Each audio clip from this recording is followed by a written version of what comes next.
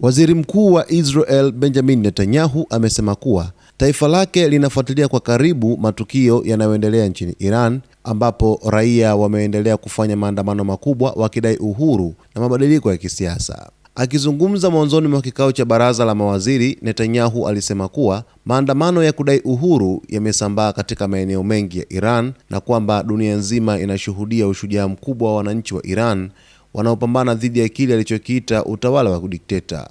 Watu wa Israel pamoja na dunia nzima wanavutiwa na ujasiri na ushujaa wa raia wa Iran wanaodai haki zao za msingi, alisema Netanyahu.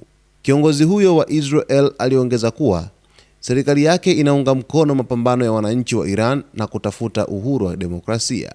Pamoja alilaani vikali hatua za usalama zinazochukuliwa na mamlaka za Iran, akizitaja kuwa ni mauaji ya kikatili dhidi ya raia wasio na hatia.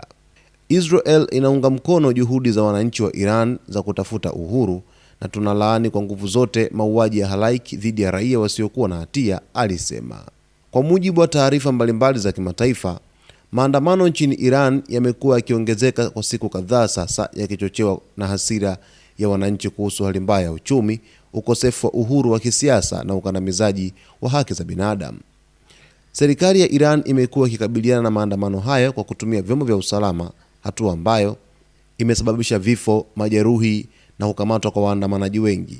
Netanyahu pia alieleza matumaini yake kwamba siku moja Iran itajikomboa kutoka kwenye utawala wa mabavu na kurejea katika taifa linaloheshimu haki za raia wake. Sote tunatumaini kwamba taifa la Uajemi litaondokana na nira ya udikteta, na siku hiyo itakapofika, Israel na Irani zitakuwa tena washirika waaminifu katika kujenga mustakabali wa amani na ustawi kwa watu wa pande zote mbili, alisema. Kauli hiyo ya Netanyahu inaonyesha msimamo wa wazi wa Israel kuhusu mgogoro wa kisiasa unaoendelea Iran, huku ikionyesha mshikamano wake na waandamanaji wanaopigania mabadiliko.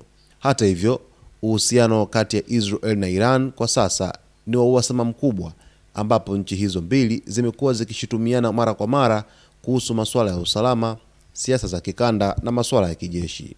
Licha ya hali hiyo, Netanyahu amesema kuwa anaamini katika mustakabali ambao Irani itakuwa huru, ya kidemokrasia na yenye mahusiano ya amani na mataifa mengine ikiwemo Israel.